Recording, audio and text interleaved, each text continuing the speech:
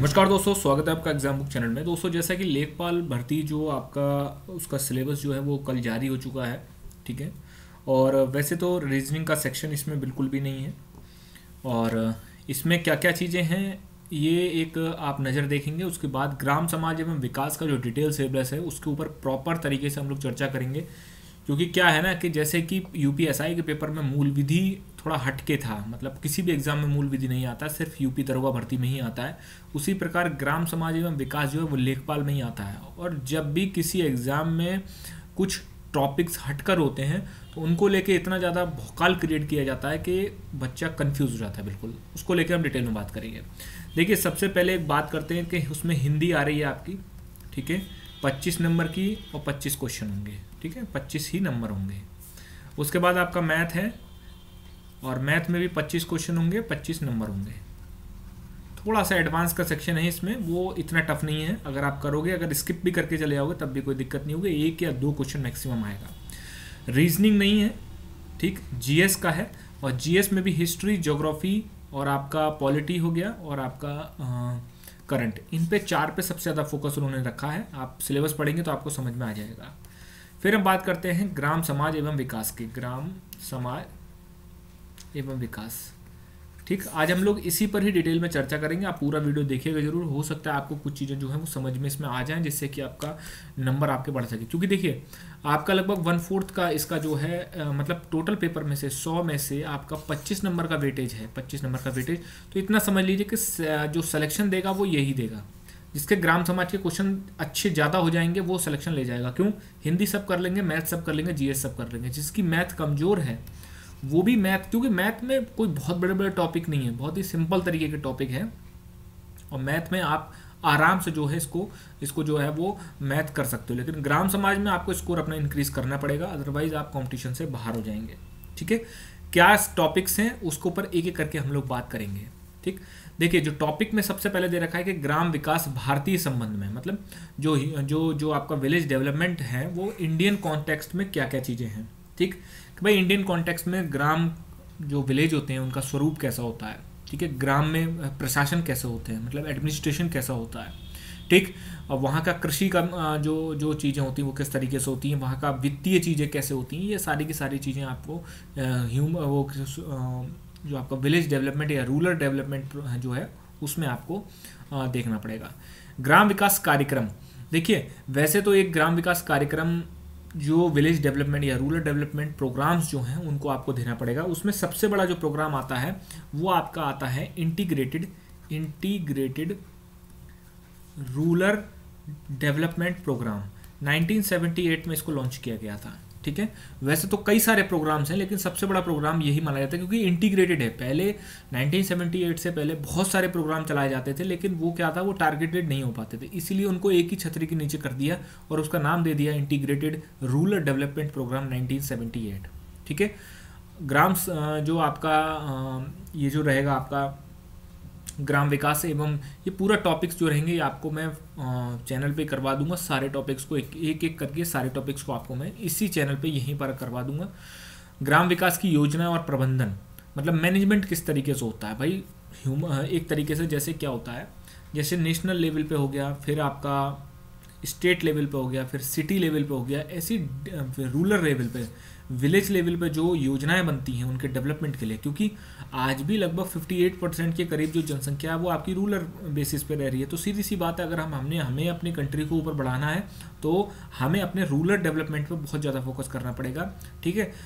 Rural development जब तक हमें अपने इकोनॉमी को अच्छा रखना पड़ेगा तो हमें डिमांड कहाँ से लानी पड़ेगी, वो रूरल मतलब गांव से डिमांड लानी पड़ेगी, तभी जो इकोनॉमी का चक्का है जब ये मांग बढ़ेगी, ठीक है। तो ग्राम विकास योजनाएं कौन कौन सी हैं, ठीक, योजनाएं कौन सी हैं और प्रोग्राम कौन से हैं, ये अलग अलग चीज़ें हैं। और उसका प्रबंधन किस तरीके से होता है। जैसे मान लीजिए कोई योजना चालू हो गई, उसका फिर प्रबंधन कैसे होगा, मैनेजमेंट कैसे करेंगे उस चीज़ का, ठीक, क्या क्या चरण होते हैं, कौन कौन सी प्रणालियाँ होती हैं, वो सारा हम इसमें जो है वो देखेंगे। एक थोड़ा सा डिफरेंट टॉपिक इन्होंने डाला है, वो डाला है ग्राम विकास शोध प्रणालियाँ, मतलब अनुसंधान शोध जो डेवलपमेंट जो होता है या फिर जो रिसर्च होती है, ठीक है, वो उसकी कौन कौन सी प्रणालियाँ हैं तो इसको भी हम देखेंगे। इसमें कुछ प्रणालियाँ, जैसे मैं नाम बता देता हूँ आपको। एक आती है व्यवहारिक आपका जो है अनुभववाद हो गई, उसके बाद आपका जो है यथार्थवादी हो गई। ये आपको थोड़ा थोड़ा आपको चीज़ें बताई जाएंगी, मुश्किल से एक एक दो लाइन का, मतलब सिर्फ डेफिनेशन आपको पता होना चाहिए। स्वास्थ्य योजनाएं कौन सी हैं, ठीक है, जैसे कि आपका एक NHRM, national rural health mission जो है, NRHM जो है, NRHM सबसे बड़ा मिशन है ये, नेशनल रूरल हेल्थ मिशन। तो इसको जो है आपको डिटेल में देखेंगे हम लोग इसको, लेकिन डिटेल का मतलब ये नहीं होता है कि बिल्कुल ही घुस गए अंदर को एकदम पूरा। जैसे मूल विधि में क्या हो रहा था, एक एक टॉपिक के पीछे छोटे छोटे टॉपिक्स, ठीक है, उनके लिए इतना पूरा एकदम बनाया जा रहा था, 10-10 12-12 घंटे क्लास। ये काम मत करना, आपको सिर्फ एग्ज़ाम पास करना है, UPSC नहीं लड़ना है आपको, सिंपल एक लेखपाल का एग्ज़ाम है, ठीक। फिर हम बात करते हैं ग्रामीण सामाजिक विकास। भाई सीधी सी बात है, सोशल डेवलपमेंट नाम की भी एक चीज़ होती है ना, ठीक है, हमने सारे डेवलपमेंट कर लिए, लेकिन सोशल डेवलपमेंट प्रोग्राम्स में क्या रहेगा, शिक्षा हो गया, स्वास्थ्य हो गया, महिला एवं बाल विकास हो गया, ये सारी चीज़ें जो हैं आपको इसमें करनी पड़ेंगी। और जब हम सोशल डेवलपमेंट की बात करते हैं तो वहीं पर ही हम वित्तीय समावेशन की बात करने लग जाते हैं, क्योंकि जब तक सोशल डेवलपमेंट नहीं होगा तब तक इकोनॉमिकल डेवलपमेंट भी नहीं होगा। वित्तीय समावेशन जो हो गया वो भी आपका इसी में ही इंक्लूड रहेगा कि भाई वित्तीय समावेशन, फाइनेंशियल इंक्लूजन, मतलब देश की जितने भी पैसा है, जो भी संपत्ति है वो डिस्ट्रीब्यूट हो। तो उसके लिए क्या है कि उसके लिए लोगों का बैंकों में खाता होना चाहिए। एक योजना भी आई थी, डिस्क्रिप्शन में योजना का नाम जरूर बताइएगा, 2014 में योजना लॉन्च हुई थी। उसमें टारगेट ही यही था गवर्नमेंट का कि उनको जो है सभी लोगों के, खासकर ग्रामीण पृष्ठभूमि के लोगों के, सबके आपके खाते खुलवाने थे, ठीक है। उसके बाद बात करते हैं ग्राम विकास और भूमि सुधार। भाई भूमि सुधार से किस तरीके से ग्राम विकास हुआ है, या ह्यूमन आपका जो है रूरल डेवलपमेंट किस तरीके से हुआ, और आज भी भूमि सुधार हो रहा है। लोगों को ये लगता है कि जब आज़ादी हुई, आज़ादी के बाद ही 2-4 सालों में, 10 सालों में जो है वो जमींदारी उन्मूलन हो गया, ये सब चीज़ें चलाई गई। लेकिन अब तो ऐसा लोगों को लगता है कि अब तो ऐसा भूमि सुधार नाम की कोई चीज़ नहीं है। मैं आपको एग्जाम्पल बताता हूँ। देखिए जैसे क्या होता है, जब चकबंदी आती है, चकबंदी का नाम सभी ने सुना होगा। चकबंदी में क्या होता है कि कोई एक आदमी है, उसका 2 बीघा खेत कहीं और है, 3 बीघा खेत कहीं और है, तो उसको क्या करते हैं, उसको एक गवर्नमेंट ये कहती है कि ठीक है भाई, आप अपना ये 2 बीघा 3 बीघा मिला के 5 बीघा आप एक ही जगह पर कर लीजिए, जिससे कि क्या होगा, जिससे कि आपका लागत कम आएगी।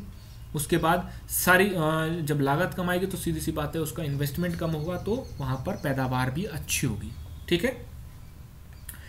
लेकिन अब क्या करने लगे हैं, अब भूमि सुधार में इस समय क्या पोजीशन है कि जब भी चकबंदी होती है तो आपने देखा होगा कि ज़्यादातर चकबंदियों में 90% चकबंदियों में विरोध बहुत होता है। तो क्यों विरोध होता है, ये तो बहुत अच्छी चीज़ है कि भाई आपका टुकड़ों में जो आपका खेत है, जो टुकड़ों में आपका खेत जो है टुकड़ों में, वो आपका बट के एक जगह आ जा रहा है, ये तो बहुत अच्छी बात है। लेकिन इसमें होता क्या है कि जैसे मान लीजिए चकबंदी में क्या होता है इस समय, कि जैसे मान लीजिए कि 1 बीघा खेत किसी पे है, 1 बीघा, अब 1 बीघा में मतलब 20 बिस्वा होते हैं, ठीक है। अब किसी किसी जगह हो सकता है कम हो या ज़्यादा हो, वो मैं नहीं करता, अलग अलग जगह का अलग अलग सीन होता है। उत्तर प्रदेश में भी बहुत जगह की जो भूमि की नाप है वो बहुत जगह डिफरेंट टाइप की है। अब जब चकबंदी आती है तो गवर्नमेंट का क्या प्लान होता है, गवर्नमेंट का प्लान होता है कि 1 बीघा को 19 बिस्वा में बदल दिया जाए,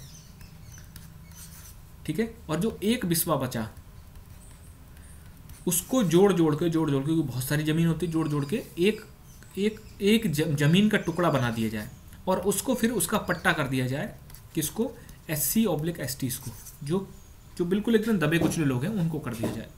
अब इसमें क्या है, ये भी तो एक भूमि सुधार हो गया ना, कि जहाँ पर बहुत से लोगों के पास बहुत बड़ी बड़ी संपत्तियाँ हैं, बहुत ज़्यादा संपत्तियाँ, जो बिल्कुल ही भूमिहीन है। SC/STs में भी टारगेट किया जाता है भूमिहीनों को, जिनके पास कुछ है ही नहीं, ज़मीन नाम की कुछ चीज़ ही नहीं है, वो सिर्फ जो है दूसरों की ज़मीनों पर काम करते हैं। ये कोशिश की जाती है, इसीलिए इसको जो है भूमि सुधार के अंतर्गत अंतर लिया जाता है। त्रिस्तरीय पंचायती राज व्यवस्था, सिंपल है भाई, ये पॉलिटी के एंगल से भी पढ़ना है और दूसरे एंगल से भी पढ़ना है आपको, ठीक है, कि भाई त्रिस्तरीय आपका जो पंचायती राज व्यवस्था है, तीनों स्टेजेस पे वो कैसे काम करती है, कौन कौन होता है उसमें, कैसे चुनाव होता है, कैसे वर्किंग होती है, कैसे फंडिंग आती है, ये सारी चीज़ें जो आपको करनी पड़ेंगी।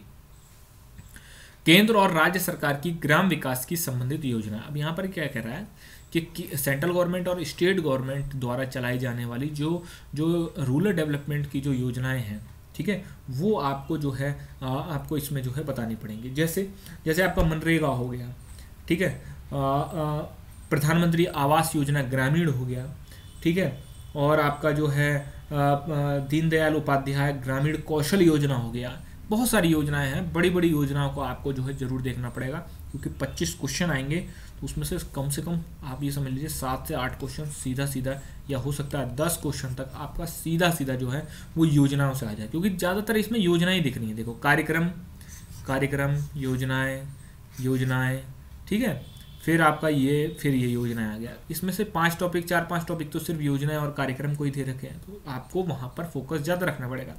अब ये नहीं कि छोटी छोटी योजनाएं भी आप जो है रट रहे हैं उनको, बड़ी बड़ी योजनाएं जो जो स्टेट और स्टेट में और इंडिया में अच्छे से चल रही हैं, जो काफ़ी पुरानी हैं, ठीक है, और इस गवर्नमेंट की खासकर योजनाओं पे आपको फोकस करना पड़ेगा, क्योंकि 2014 से लेके अब तक बहुत सारी योजनाएं इन्होंने बना रखी हैं। 1-2 दिनों में हम धीरे धीरे करके एक एक टॉपिक को लेंगे और उसके बाद डिटेल में हम उसको एनालाइज करेंगे, सारी चीज़ें आपको दी जाएंगी, ठीक है। डिस्क्रिप्शन में टेलीग्राम लिंक है, उसको जरूर आप ज्वाइन कर लीजिए। धन्यवाद।